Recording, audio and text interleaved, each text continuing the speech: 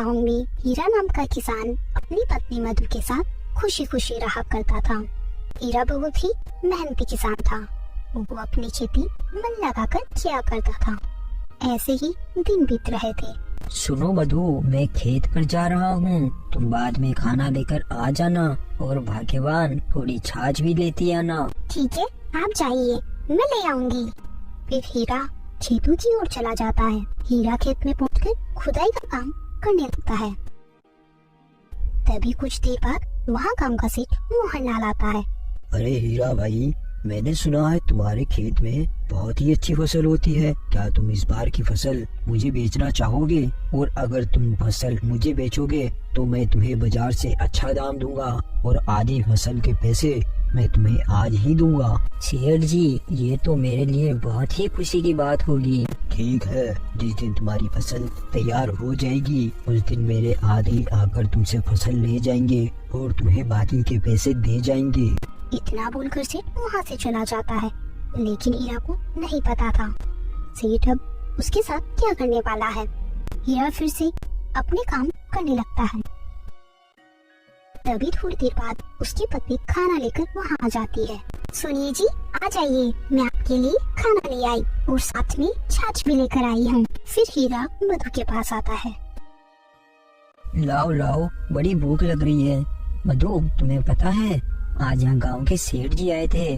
जानती हो उन्होंने क्या कहा कि इस बार वो अपनी सारी फसल खरीदना चाहते हैं और वो हमें बाजार से ज्यादा दाम भी देंगे। और तुम्हें पता है उन्होंने आधे पैसे तो अभी ही दे दिए और बाकी के पैसे फसल होने के बाद देंगे।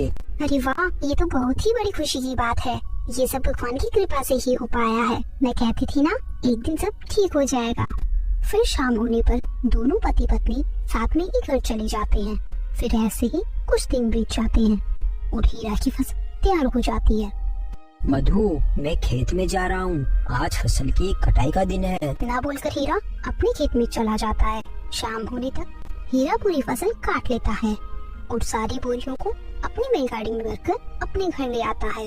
फिर जैसे ही रात होती है, सुनो, आज हीरा ने अपनी फसल काटकर अपने घर रख ली है। कल सुबह वो यहाँ आएगा। उससे पहले तुम लोग वहाँ जाओ और उसके घर जाकर उसकी सारी फसल की बोरियां उठा लाओ। लेकिन एक बात का ध्यान रखना, किसी को कानो कान खबर ना हो। जाओ, अब जल्दी जाओ। फिर सेठ के आदमी चुपके से हीरा के घर में घुस जाते हैं और हीरा के अनाज के कमरे में से चुपचाप सारी बोरियां उठाकर ले जाते हैं। फिर अगले दिन सुबह होने पर, सुनिए जी, उठिए, जल्दी उठिए, देखिए क्या हो गया। क्या हुआ भाग्यवान, सुबह सुबह क्यों इतना चिल्ला रही हो? अनाज के कमरे से अनाज की सारी बोरियां चोरी हो गई। आप मेरे साथ अनाज के कमरे में चलकर देखिए। फिर हीरा अपनी पत्नी के साथ अनाज के कमरे में जाता है। हे भगवान, ये क्या हो गया? सेठ जी के आदमी भी अब कुछ ही देर में आते ही होंगे। भगवान, मैंने किसी के साथ कुछ बुरा नहीं किया, तो आपने मेरे साथ ऐसा क्यों किया? तभी थोड़ी देर में सेठ के आदमी भी वहाँ आ जाते हैं। अरे हीरा भाई, बाहर आओ, हम अनाज की बोरियां लेने आए हैं। हीरा सेठ के आदमी की आवाज सुनकर डर जाता है और बाहर जाता है। अरे भाई, अनाज की बोरियां तो कल रात किसी ने चोरी कर ली। ये क्या बोल रहे हो हीरा भाई? ये सुनकर सेठ जी बहुत गुस्सा हो जाएंगे। तुम तो उनका गुस्सा जानते ही हो। चलो, अब तुम हमारे साथ चलो, उनको चलकर ये सारी बात तुम ही बताओ। फिर हीरा सेठ के आदमी के साथ सेठ के यहाँ जाता है। क्या हुआ हीरा, तुम सब खाली हाथ क्यों आ रहे हो? सेठ जी, कल रात को मेरे घर में चोरी हो गई। जब मैं सुबह उठकर अनाज के कमरे में जाकर देखा तो मेरे अनाज के कमरे में मेरी अनाज की बोरियां नहीं थी। कहीं तुमने लालच में आकर किसी और को ज्यादा दाम में तो नहीं बेच दी फसल को? नहीं नहीं सेठ जी, मैं झूठ नहीं बोल रहा, मैं सच बोल रहा हूँ। हमको इसी गाँव में साथ रहना है, भला मैं ऐसा झूठ क्यों बोलूँगा? और मुझे झूठ बोलकर क्या ही मिल जाएगा? मैं कितने दिन तक झूठ बोलकर बच पाऊंगा? ठीक है, मान लेता हूँ तुम झूठ नहीं बोल रहे। अगर मुझे पता चला कि तुमने फसल को किसी और को बेची है तो ध्यान रखना, तुम्हारे लिए अच्छा नहीं होगा। और हाँ, जो मैंने तुम्हें एडवांस पैसे दिए थे वो मुझे लौटा दो। सेठ जी, अभी तो मेरे पास कुछ भी पैसा नहीं है। आप मुझे कुछ महीनों का समय दीजिए, मैं जल्दी ही आपके पैसे लौटा दूंगा। ठीक है, मैं तुम्हें 5 महीने की मोहलत दे रहा हूँ। अगर 5 महीने बाद तुमने पैसे नहीं लौटाए तो ध्यान रखना, मैं तुम्हारे घर पर कब्जा कर लूंगा और तुम्हारे घर का सारा सामान बाहर फेंक दूंगा। अब जाओ, यहाँ से जाओ। फिर बेचारा हीरा दुखी होकर वहाँ से आ जाता है। ऐसे ही कुछ दिनों तक हीरा और उसकी पत्नी दोनों उदास रहे। फिर कुछ दिन बीतने के बाद जग्गू हीरा को परेशान देखकर बोलता है, अरे क्या बात है हीरा भाई, तुम इतने परेशान क्यों नजर आ रहे हो? अरे भाई जग्गू, क्या बताऊं तुम्हें, इस बार मैंने मेरे खेत में गांव के सेठ के लिए फसल उगाई थी, लेकिन मैं जिस दिन फसल काट के फसल को अपने घर लेकर गया तो उसी दिन रात को मेरे घर से सारी फसल की बोरियों की चोरी हो गई।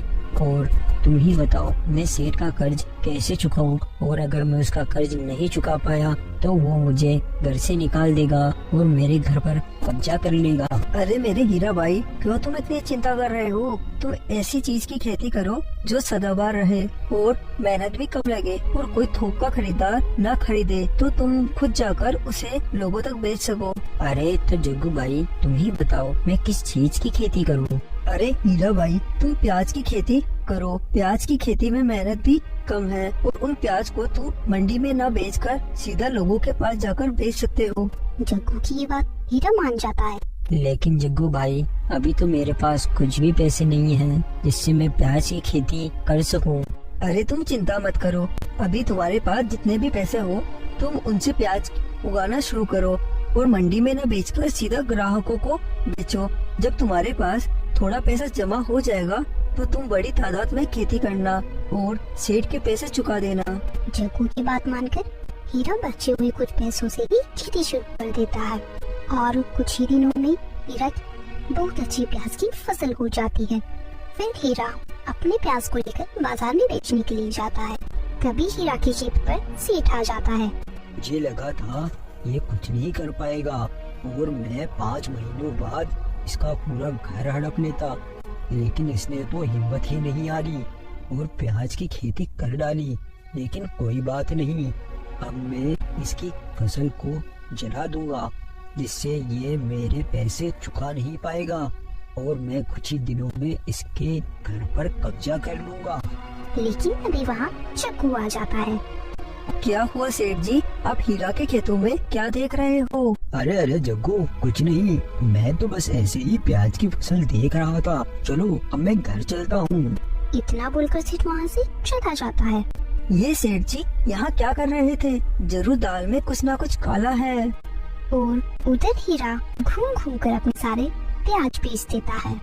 फिर शाम होने पर अरे जग्गू भाई, वाकई तुम्हारे इस आइडिया ने तो कमाल ही कर दिया। आज मैंने सारे प्याज बेच दिए और उनसे मुझे ऐसा पैसा मिला कि मैं कुछ ही दिनों में सेठ का सारा कर्ज चुका दूंगा।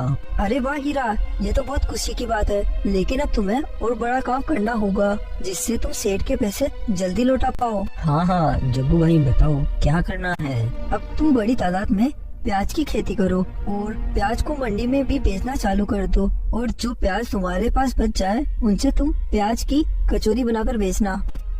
जग्गू की ये बात हीरा को बहुत ही पसंद आती है और हीरा ऐसा ही करता है, अपने प्याज को मंडी में बेच देता है और बचे हुए प्याज से कचौरी बनाकर बेचना चालू कर देता है।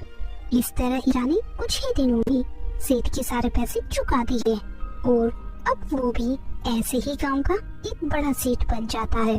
तो दोस्तों, हमें इस कहानी से यही सीख मिलती है, अगर हमारे अच्छे दोस्त हो तो वह हमें आसमान की ऊंचाई तक पहुंचा सकते हैं।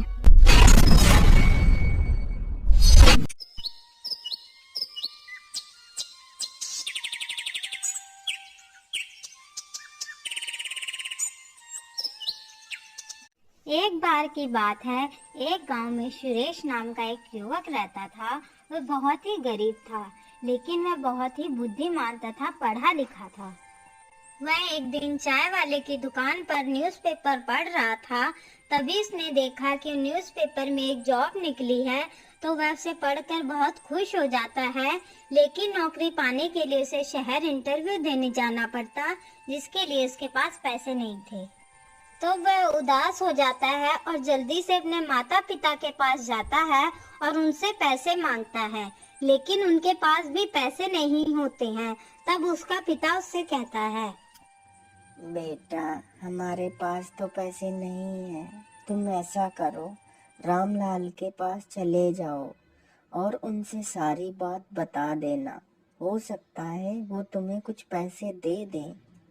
पिता की यह बात सुन सुरेश रामलाल के पास पहुंचता है और उसको सारी बात बताता है। तो रामलाल कहता है, अरे नहीं नहीं, अब मैं तुम लोगों को एक पैसा भी नहीं दे सकता। मैंने पहले से ही तुम लोगों को इतना सारा कर्ज दे रखा है, अब और नहीं दे सकता। रामलाल की यह बात सुनकर सुरेश बहुत ही उदास हो जाता है और वहां से चला जाता है। रास्ते में उसे एक मंदिर दिखाई देता है तो वह सोचता है, क्यों ना मैं भगवान से प्रार्थना करूं कि भगवान मेरी मदद करे। इतना सोचकर वह मंदिर की ओर चल पड़ता है। मंदिर के बाहर एक भिखारी बैठा था जो कि बहुत ही अच्छा इंसान था। वह सुरेश को इस प्रकार परेशान देखकर उसके पास जाता है और उससे पूछता है, क्या बात है बेटा, तुम इतने परेशान क्यों हो? तो सुरेश उसकी तरफ देखता है तो उसे पता चलता है कि वह एक भिखारी है, वह इसकी क्या मदद करेगा। तो सुरेश कहता है, कुछ नहीं बाबा, बस ऐसे ही। खैर आप छोड़ो, आप आराम करो। आप खुद इतनी मुसीबत में हो, आप मेरी मदद क्या करोगे? यह कहकर सुरेश वहां से जाने लगता है। तो फिर भिखारी उसे आवाज देता है और कहता है, बेटा, तुम मुझे बताओ तो तुम्हें क्या परेशानी है, शायद मैं तुम्हारी कुछ मदद कर सकूं। भिखारी के बार बार पूछने पर सुरेश उसे बताता है, बाबा, आज मेरा इंटरव्यू है और मुझे इंटरव्यू के लिए शहर जाना है, लेकिन मेरे पास पैसे नहीं है, मैं क्या करूं? फिर भिखारी कहता है, तुम परेशान मत हो बेटा, ये कुछ पैसे हैं, ये पैसों से तुम आराम से शहर जा सकते हो। मुझे क्या, मैं तो अपनी जिंदगी जी चुका हूँ। ये पैसे ले लो और जल्दी से अपना इंटरव्यू पूरा करो।